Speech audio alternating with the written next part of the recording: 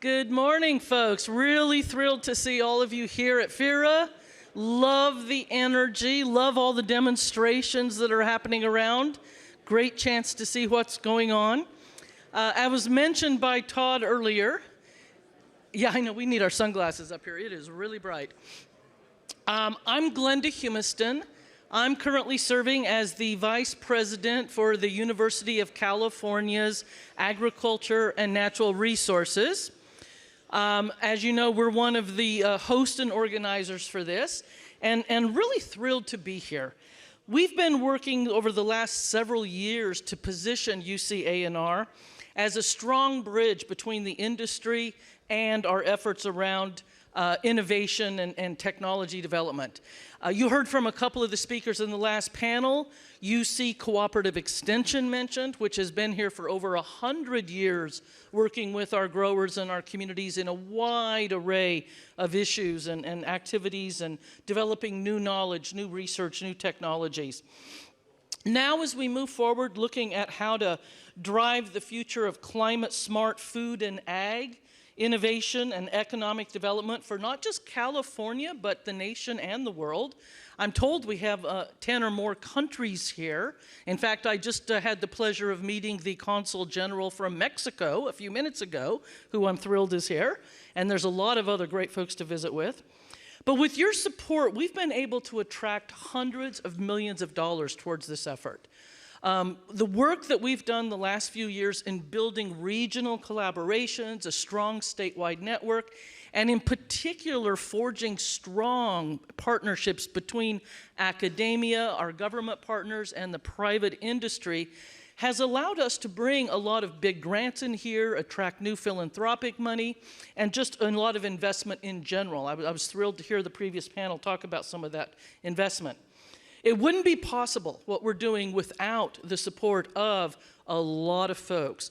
The private sector, the investors, as I mentioned, but also our legislature and our cabinet, our administration here, who have also been investing a lot of money, time, and energy and support and policy towards all of this. We really, really appreciate their work. I'm not going to try to name off some of the elected officials here. We've got quite a few. We're actually lucky we're in the same county as the Rural County Supervisors meeting, and I know some of them are coming back and forth this week. But we do have the mayor of Salinas with us this morning, Kimberly Craig. So Kimberly, great. Thank you very much. FIRA is a great example of how we are trying to drive these new innovations.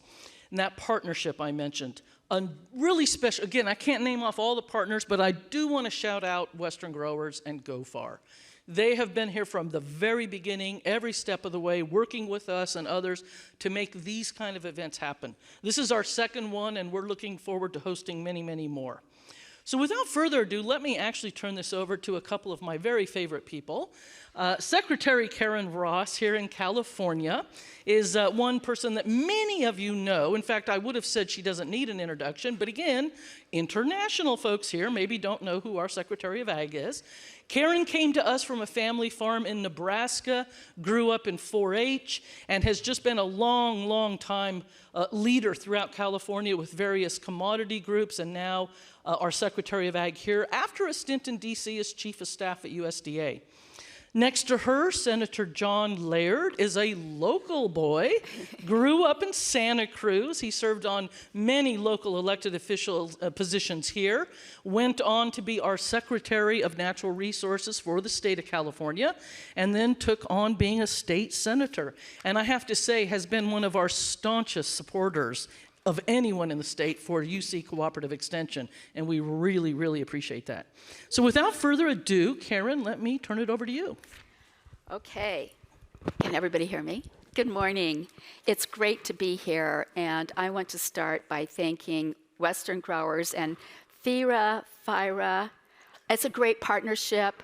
But I especially want to call out Western Growers and recall a comment that I think Rob made. He was asked a question about how important is collaboration. None of what we need to do for sustainability, for adapting and thriving in climate change, I do believe that's possible because agriculture can lead on solutions. None of this can happen without partnerships and collaboration. Western Growers started this, I think Dennis and I talked about this at Hartnell College over 2 years ago during COVID.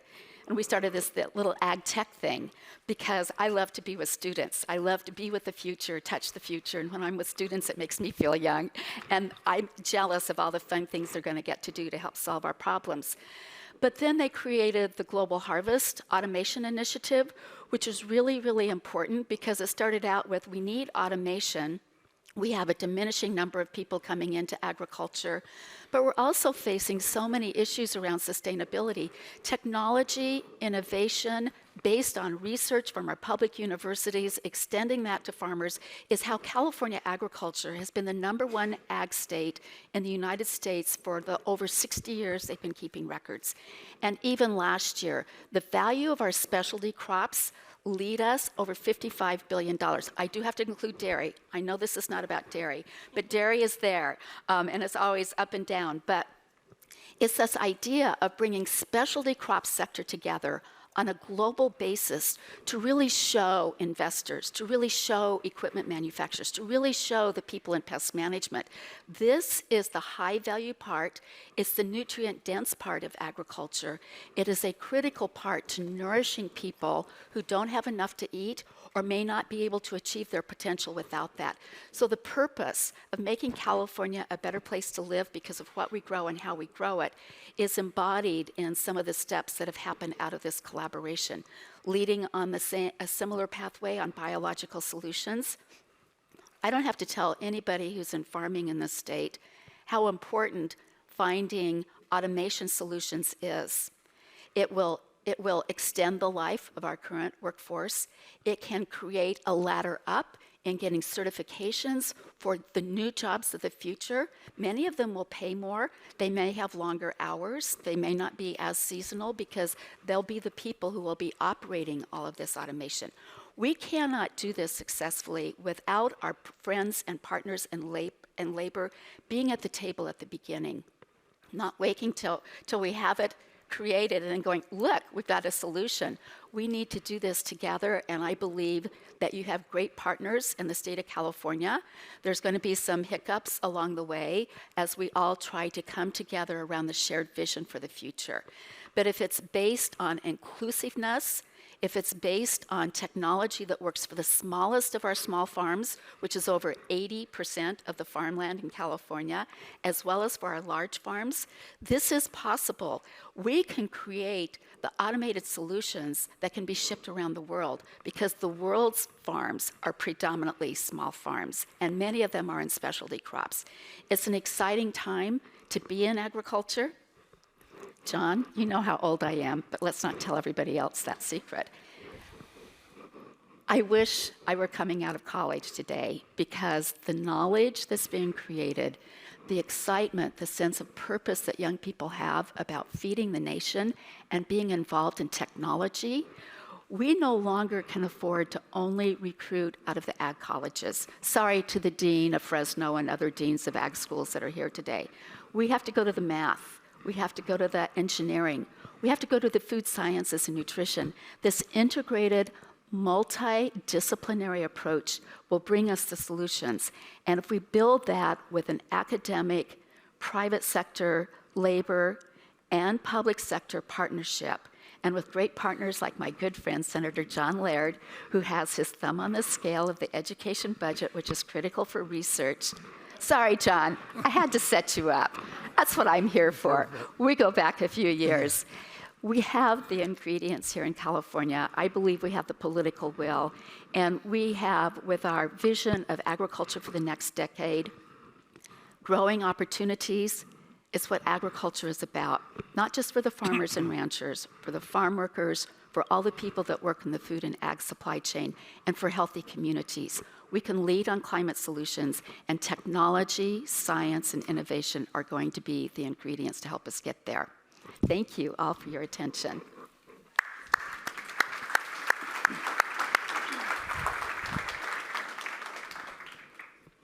Well, thank you. That was a perfect lead-in, and Karen and I served in the cabinet together for 8 years, and she's a glutton for punishment. She's now in her 5th year after that, and she has just continued to serve California very ably and been a good partner. And I came here today to learn, because in many ways, the technology is moving faster than some of us have knowledge base or ability to interact with, and so that's important.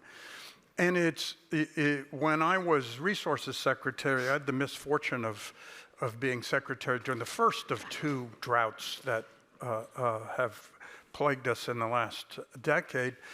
And we had so many incoming technological innovations on water that we weren't situated to understand or receive, that I finally had to assign 2 people just in a water technology desk to take everything coming in and vet it and try to understand it and see if it fits. And at the same time, we have these organizational structures that I think some people in the room would describe occasionally as arcane, that are born of past experience and past operations. And so, for example, in a related thing last year, I had to do a bill because in 2007 or 2008, when ethanol was the big thing, we required every state agency buying a car to do an ethanol analysis before they bought the car. Now that we're buying electric cars, that makes no sense, but it was still a law on the book. So I had to do a bill that, in essence, repealed that and allowed us to move. And there are many things that probably intersect with the ag tech sector in the same way that we have to do. But I think that for me, and Karen mentioned I chair the Education Budget Subcommittee, and half the state budget is in education.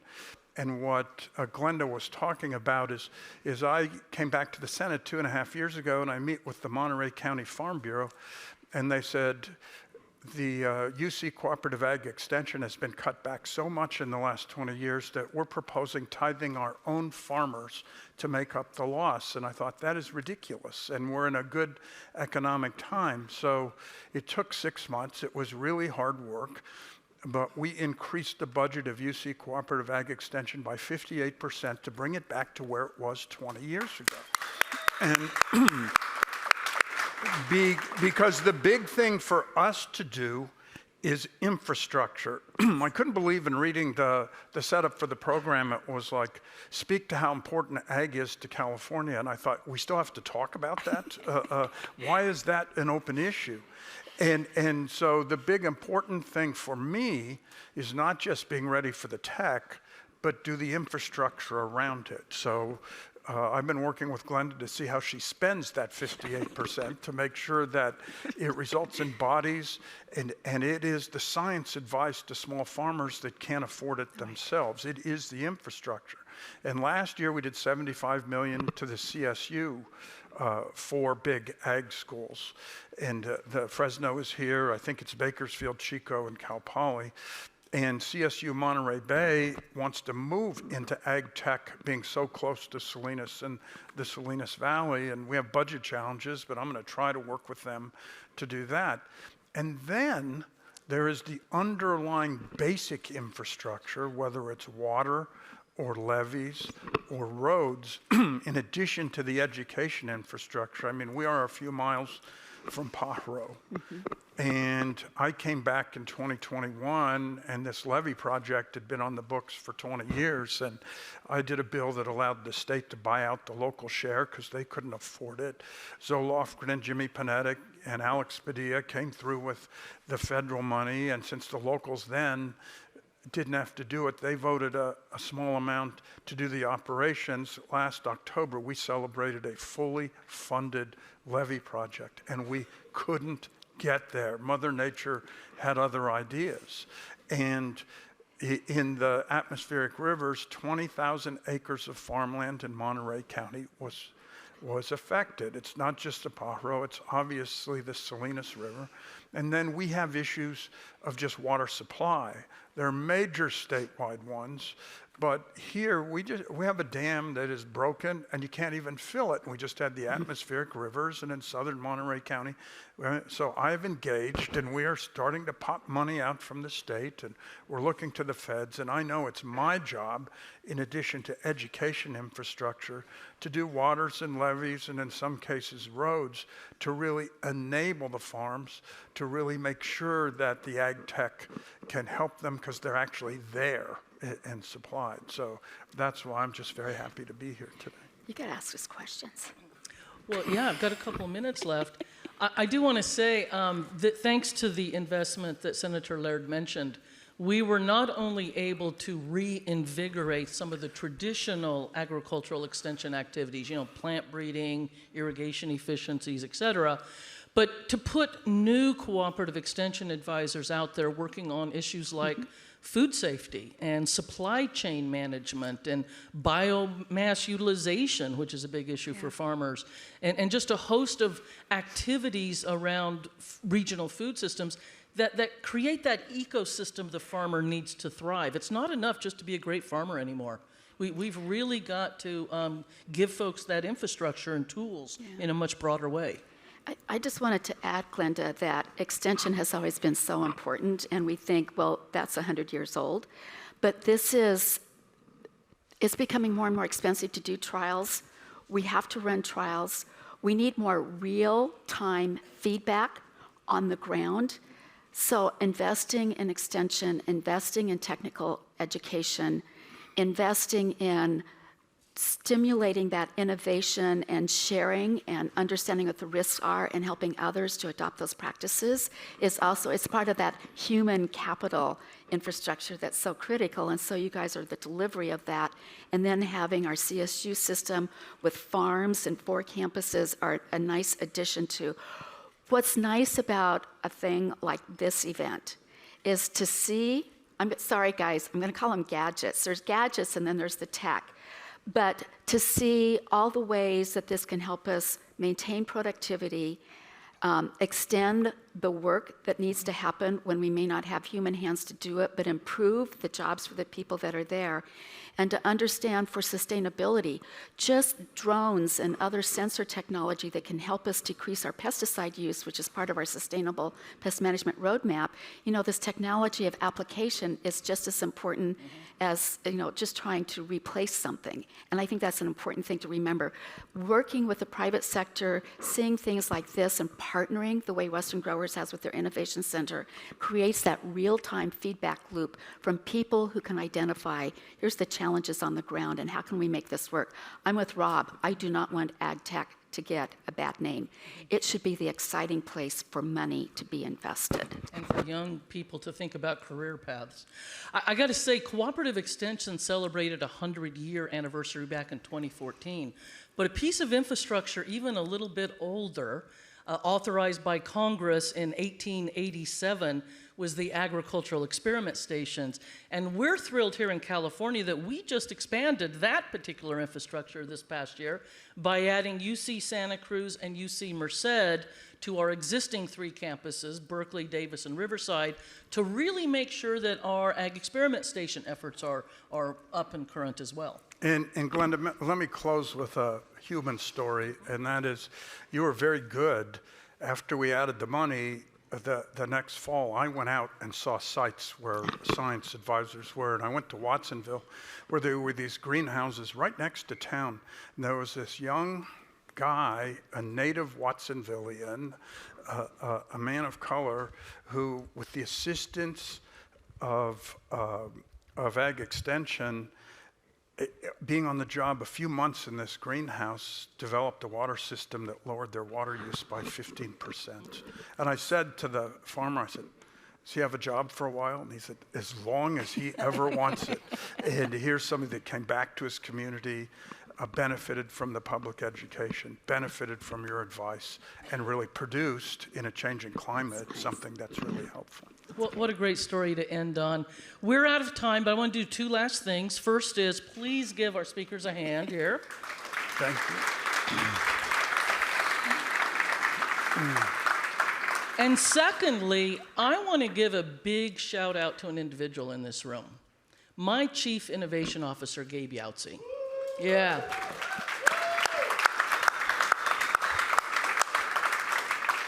When I created that position 7 years ago and tasked Gabe with trying to make something out of it, and oh, by the way, he had to find a way to pay his own salary, and we didn't really have a roadmap for what we were going to try to do, but I knew that there was a lot of need to find that coalition of the willing around innovation activities. And a lot of stuff was happening in the field, but it was very disjointed. Gabe has done a masterful job of bringing all of you in here, for one thing, but going out to the regions and finding who was doing what and what was missing and how do we get it here and getting that coordination, that collaboration going. And more recently, he's been critical in putting together some of those grant proposals, bringing in the really big money, which we do appreciate. And I'm thrilled to say we're actually putting him on permanent salary now. He doesn't have to raise his own salary anymore because we've proven that a Chief Innovation Officer works. But I think it only would have worked with somebody like Gabe at it. So Gabe, thank you, and everybody give him a hand.